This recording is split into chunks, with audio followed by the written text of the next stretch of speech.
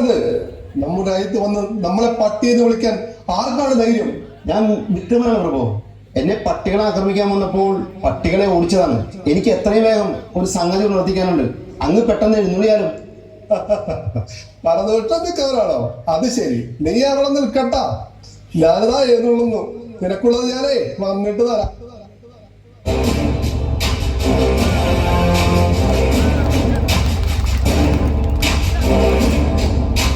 സാമ്രാജ്യത്തിലെ മലയത്തുംഗിരിനാട് കൊട്ടാരത്തിലെ ധീരനും വീരനും നാട്ടുകാരുടെ കണ്ണിലെ കരടുമായ വിനോദ് ചക്രവർത്തി എഴുന്നള്ളുന്നേ, ഇതാ എഴുന്നള്ളുന്നേ.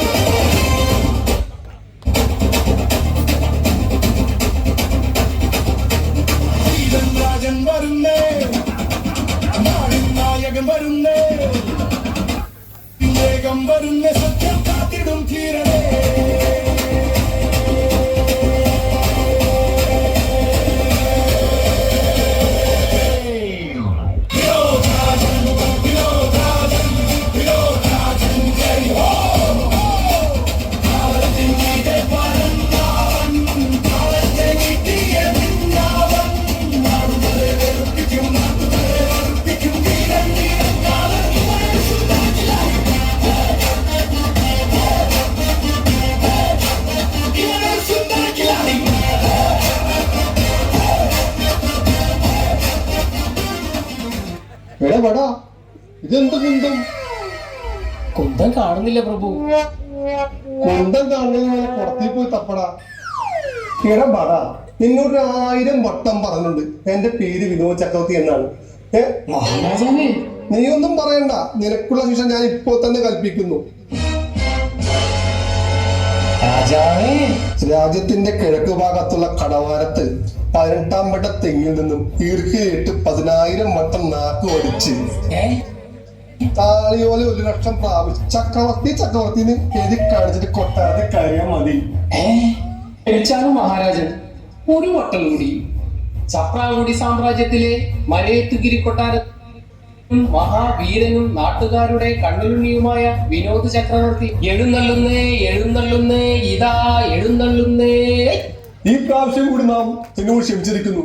കടക്കുപുറത്ത് മഹാരാജൻ നീണാൾ വാഴട്ടെ. എന്തൊക്കെയാണ് നമ്മുടെ ദേശത്തെ പുതിയ വിശേഷങ്ങൾ? പ്രദൂഷണം വെക്കുക. രാജ്യത്തിന്റെ കീർത്തി ലോകമെങ്ങും മുഴുകുന്നുണ്ട്. പ്രജകളെല്ലാം സന്തോഷവാന്മാരല്ലേ? സന്തോഷവാന്മാരാണ് പ്രഭു. സുന്ദരികളായ തരുണിമണികളെല്ലാം നമ്മെ ഓർത്ത് പുളകിതരല്ലേ? പുളകിതരാണ് പ്രഭു. നമ്മുടെ വീരകഥകളെല്ലാം പാടന്മാർ പുകഴ്ത്തി പാടി നടക്കുന്നില്ലേ? പാടി നടക്കുന്നുണ്ട്. പിന്നെ എന്തിനാണ് താങ്കൾ ഇങ്ങനെ കുണ്ടിതപ്പെട്ടിരിക്കുന്നത്? മഹാരാജാവേ, അങ്ങ് അറിയുന്നുണ്ടോ അങ്ങയുടെ ഈ രാജ്യത്ത് നിന്ന് നടന്നുകൊണ്ടിരിക്കുന്ന സംഭവകാശങ്ങൾ? എന്താണ് ഞാൻ അറിയാത്ത വിശേഷങ്ങൾ? പ്രജകളെല്ലാം വലിയ കലിപ്പിലാണ് പ്രഭു. രാജ്യം മുഴുവൻ പട്ടിണിയിലാണ്. പ്രജകൾക്ക് വീട്ടിൽ നിന്ന് പുറത്തിറങ്ങാൻ പറ്റാത്ത അവസ്ഥയാണ്. ഒറ്റക്ക് കിട്ടിയാലും അങ്ങയെ പഞ്ഞിക്കിടാൻ തയ്യാറായിരിക്കുകയാണ് പ്രജകള്. എന്ത്? അങ്ങനെ വരാൻ വഴിയില്ല വിക്രമ. നമ്മുടെ ദേശത്ത് വല്ല പകർച്ചവാദിയും പിടികിട്ടോ? അതോ മയക്കുമരുന്ന് മാഫിയകൾ പിടിമുറുക്കി ഗുണ്ടാവള വിളയാട്ടം തുടങ്ങിയോ? അതുമല്ലെങ്കിൽ മറ്റു രാജ്യക്കാർ വന്ന് പ്രശ്നം ഉണ്ടാക്കിയോ? എന്താണ് പ്രശ്നമെന്ന് പറയൂ. മലയത്തുഗിരി നാട്ടിൽ കയറി എന്റെ പ്രജകളെ ചൊറിയാൻ വന്ന ഏത് ട്രംപായാലും ടിമ്പായാലും മാന്തി പൊടിച്ചിട്ട് ഞാൻ വിടുകയുള്ളൂ. ഇത് മലയത്ത് നാട് വാഴും വിനോദ് ചക്രവർത്തിയുടെ അന്ത്യശാസനമാണ്. സോറി, അത് വേണ്ട, രാജശാസനമാണ്.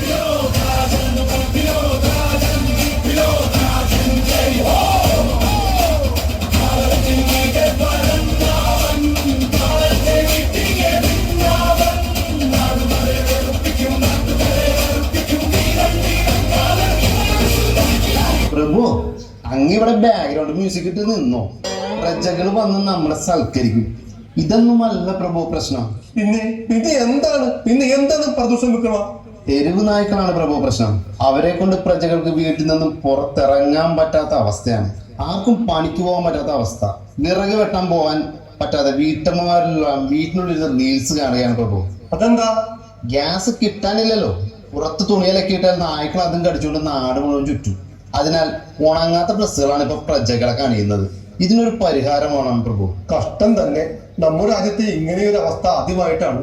ജനങ്ങളെല്ലാം പുറമേ നിന്നും ഭക്ഷണം വാങ്ങുന്നത് കാരണമായിരിക്കും നായ്ക്കൾ അക്രമസക്തരാകുന്നത്. അവർക്ക് ആവശ്യത്തിന് ഭക്ഷണം കിട്ടുന്നില്ലായിരിക്കും. ഇല്ലാതില്ല. പ്രജകൾക്ക് ഇപ്പോൾ കുഴിമന്തിയും അൽഫാമും മതിയല്ലോ. തെരുവുനാശനത്തിന് എന്താ ഇതിനൊരു ഉപായം? ആരെ കൊണ്ട് സാധിക്കും ഇതിനൊരു പരിഹാരം കാണാൻ? ഉടൻ തന്നെ മഹാമന്ത്രിയെ വിളിക്കൂ, അല്ല മന്ത്രിയെ വിളിക്കൂ. മന്ത്രിയുടെ ഇതിനെ പറ്റി ആ പല ഉടായ്പ ഉണ്ടാവും.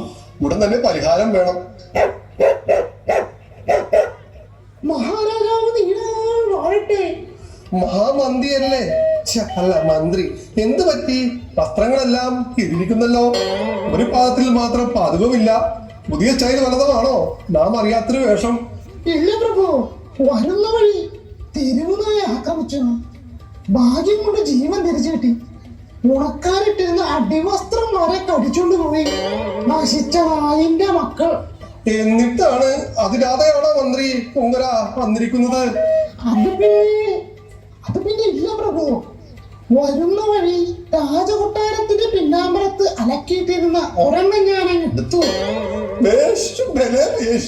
ആകെ ഉണ്ടായിരുന്നതും പോയി. അതൊക്കെ പോട്ടെ, നമുക്ക് കാര്യത്തിലേക്ക് വരാം.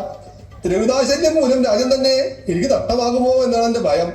എങ്ങനെയെങ്കിലും ഇതിനൊരു പരിഹാരം വേണം, എത്രയും വേഗം. അതിനുവേണ്ടി എന്ത് ത്യാഗം സഹിക്കാനും ഞാൻ തയ്യാറാണ്. പ്രഭു, എനിക്കൊരു ഐഡിയ തോന്നുന്നു.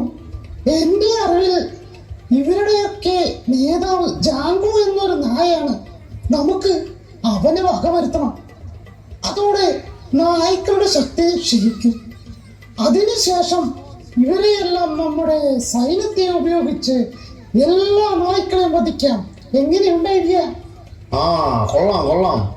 വെറുതെ നിൽക്കുന്ന സൈന്യത്തിന് ഒരു പണിയാകും. നായ്ക്കളെ വധിക്കുക ഇത് സാധ്യമല്ല മഹാമന്ത്രി. പരമ്പരകളായി നായ്ക്കളെ ആദരിക്കുന്നത് പാരമ്പര്യമാണ് ഈ രാജവംശത്തിലുള്ളത്.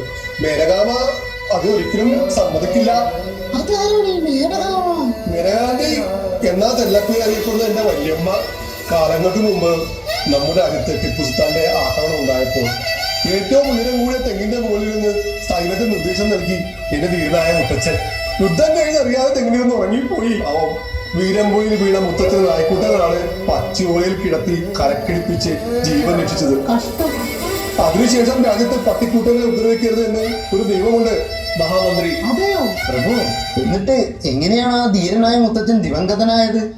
പട്ടി കടിച്ച്. അതെങ്ങനെ? ആ യുദ്ധത്തിന് ശേഷം പട്ടികളെ മുത്തച്ഛന് ജീവനായിരുന്നു. ഒരു വീക്ക്നെസ് മനസ്സിലാക്കിയ ശത്രുരാജ്യം പട്ടിയുടെ കൂട്ടത്തിലേക്ക് പേപ്പട്ടിയെ കടത്തിവിട്ടു.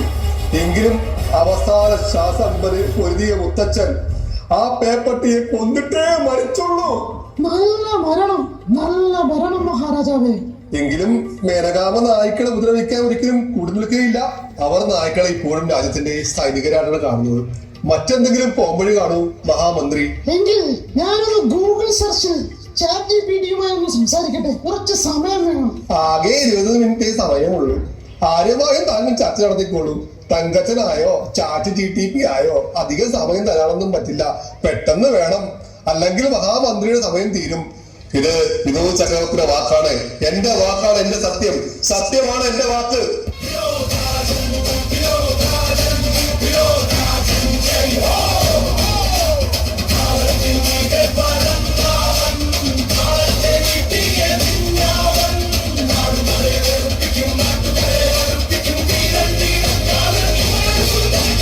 പരദൂഷണ വിക്രമ ആകെ ടെൻഷനാകുന്നു. നമുക്കൊരു ബ്രേക്ക് എടുക്കാം. ഉടൻ തന്നെ കൊട്ടാര നർത്തകളെ വിളിക്കൂ. പ്രഭു, കൊട്ടാര നർത്തകികളെല്ലാം തൊട്ടടുത്ത രാജ്യത്ത് നൃത്തം അവതരിപ്പിക്കാൻ പോയിരിക്കുകയാണ്. തെരുവുനായ ശല്യം കാരണം അവർ അവിടെ തന്നെ ഡാൻസ് ക്ലാസ് തുടങ്ങി. നമ്മുടെ ദേശത്ത് മറ്റാരുമില്ലേ നൃത്തം ചെയ്യുവാൻ? പഴയ നർത്തക ശാന്താന്റെയും മൈനാന്റെയും ഇവരൊക്കെ എവിടെയാണ് വിക്രമ? ഇവരൊക്കെ ഇപ്പോൾ രംഗത്തില്ല ചക്രവർത്തി. കൊറോണയ്ക്ക് ശേഷം 3 വാക്സിൻ എടുത്ത ഇവരെല്ലാം തളർവാദം പിടിച്ച് കിടപ്പിലാണ് മഹാരാജൻ. ഇവരല്ലാതെ മറ്റാരുമില്ലേ വിക്രമ? എവിടെന്നെങ്കിലും ഇപ്പോൾ തന്നെ സുന്ദരികളായ നൃത്തകളെ ഇവിടെ കൊണ്ടുവരണം. ഇതെന്റെ വാക്കാ.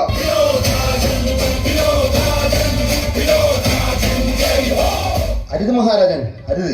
ബാക്ക്ഗ്രൗണ്ട് മ്യൂസിക് ആയിട്ട് ഞാൻ മടുത്ത്. ഒരാളുണ്ട്, ഞാൻ നോക്കട്ടെ. നമ്മുടെ ഗായത്രിയും കൂട്ടരും. ഏത്? നമ്മുടെ പഴയ ഗായത്രി ദേവസേനയോ?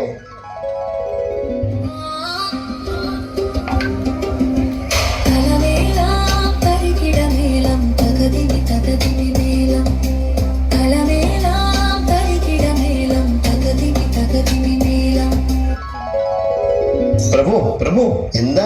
നടക്കുന്നത്? ഒന്നുമില്ല, ഗുരുകുലത്തെ ഒന്നിച്ച് കളിച്ചു വളർന്നവരാണ് ഞങ്ങൾ. ഇപ്പോൾ തന്നെ നർത്തകന്മാരെ കൊണ്ടുവരൂ, നാം കൽപ്പിക്കുന്നു.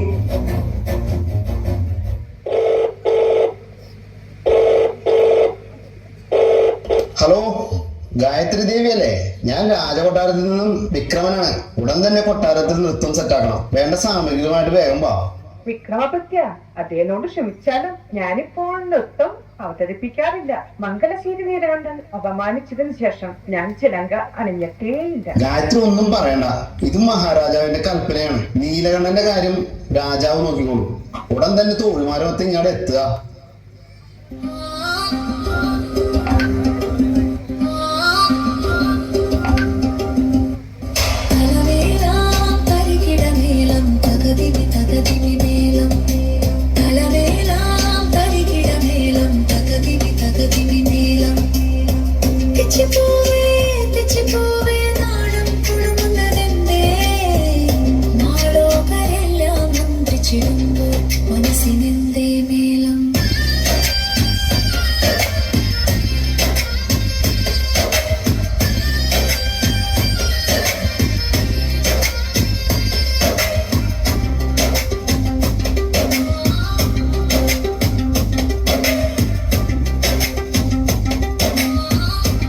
നിർത്തോ നിർത്തോ, ഇതെന്താണ് ശോകമോഹമായ ഗാനം?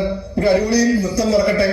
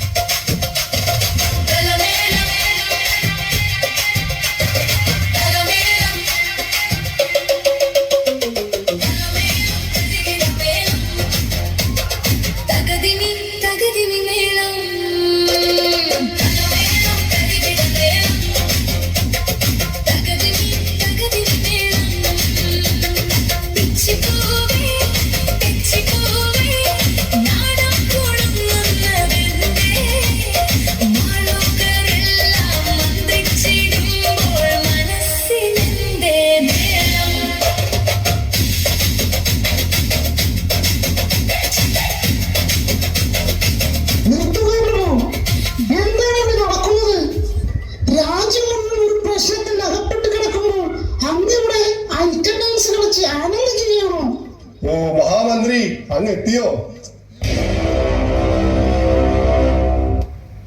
ആഹാ, നിങ്ങളിവിടെ ആനന്ദ നൃത്തം ആടുകയാണല്ലേ? അന്തപുരത്തിലേക്ക് വാ, ഞാൻ കാണിച്ചു തരാം. പിന്നെ എന്തുട്ട് കാട്ടാനാണ്? എനിക്കും വേണ്ട ഒരു സുഖമൊക്കെ. നൃത്തം അവതരിപ്പിച്ച് എല്ലാവരും തെക്കുവയിലേക്ക് പോവുക. വിക്രമൻ ഇവർക്ക് വേണ്ട സമ്മാനങ്ങൾ ഏർപ്പാട് ചെയ്യുക. തെരുവുനായ ശല്യത്തിൽ നിന്നും രാജ്യത്തിനെ രക്ഷിക്കാൻ ഇതൊരു ഉപായം കിട്ടിയിട്ടുണ്ട്. ഭലേ ബേഷ് മഹാമന്ത്രി, ഭലേ ബേഷ്. എന്താണ് ആ ഉപായം? എനിക്ക് പ്രജകളുടെ മുന്നിൽ വീരനാകാൻ പറ്റിയ ഉപായം പെട്ടെന്ന് പറയൂ.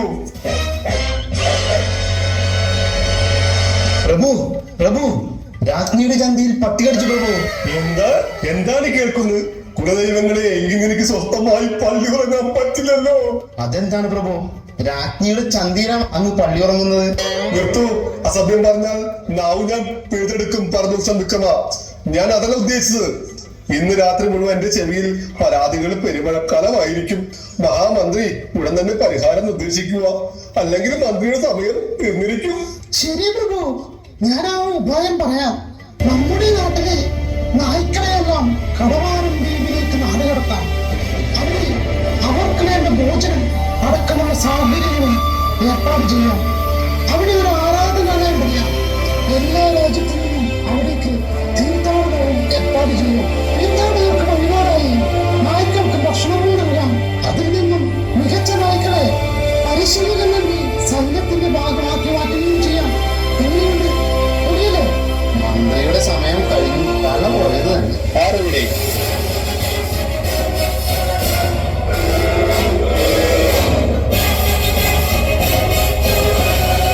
കിഴക്ക് കടവാരം ദ്വീപിനാലും പടിഞ്ഞാറ് ചന്ദ്രശ്ശേരി ത്രവാലും വടക്ക് ഷൈജു മാണിനാലും തെക്ക് മലയത്തുകാട് കെട്ടിനാലും ചുറ്റപ്പെട്ടിരിക്കുന്ന മലയത്തുനാടുകയിലെ പ്രധാന പ്രശ്നമായ തെരുവുനായ ശല്യത്തിന് പരിഹാരമായി വിനോദ ചക്രവർത്തി കൽപ്പിക്കുന്ന രാജശാസനം. ഈ രാജ്യത്തിന്റെ പ്രജകളുടെ സന്തോഷമാണ് നമ്മുടെ സന്തോഷം. അവരുടെ ആരോഗ്യമാണ് രാജ്യത്തിന്റെ സമ്പത്ത്. ഈ രാജ്യത്തെ പ്രജകളുടെ കടലിൽ ഈ കൊട്ടാരത്തിലുള്ള രാജ്യം അസമായി പോകുന്നു എന്നാണ് പരമ്പരകളായി എനിക്ക് പകർന്നു കിട്ടുന്നത്. അവരുടെ കണ്ണിന് രാജ്യം നാശമാണ്. പ്രജകളുടെ നന്മക്കായി നായ്ക്കളെ മുഴുവൻ നമ്മുടെ രാജ്യത്തിന്റെ കിഴക്ക് ഭാഗത്തുള്ള കടവാളം ദ്വീപിലേക്ക് നാടുകടത്തുക ഞാൻ കൽപ്പിക്കുന്നു. എന്റെ പ്രജകളാണ് എന്റെ ശക്തി, എന്റെ വാക്കാണ് എന്റെ കൽപ്പന. ഒരു കാര്യം കൂടി, നായ്ക്കളുടെ കാര്യങ്ങൾ നോക്കാനായി ഈ ബുദ്ധി വിദേശ നൽകിയ മന്ത്രിയെയും നാം അയക്കുന്നു കടവാരം ദ്വീപിലേക്ക്. സന്തോഷമായില്ലേ മന്ത്രി? ചക്രവർത്തി, നമുക്കിട്ട് തന്നെ പണി വെച്ചല്ലേ. വിനോദ് ചക്രവർത്തി ജയിക്കട്ടെ, വിനോദ് ചക്രവർത്തി ശ്രീരാമാവട്ടെ, വിനോദ് ചക്രവർത്തി ജയിക്കട്ടെ.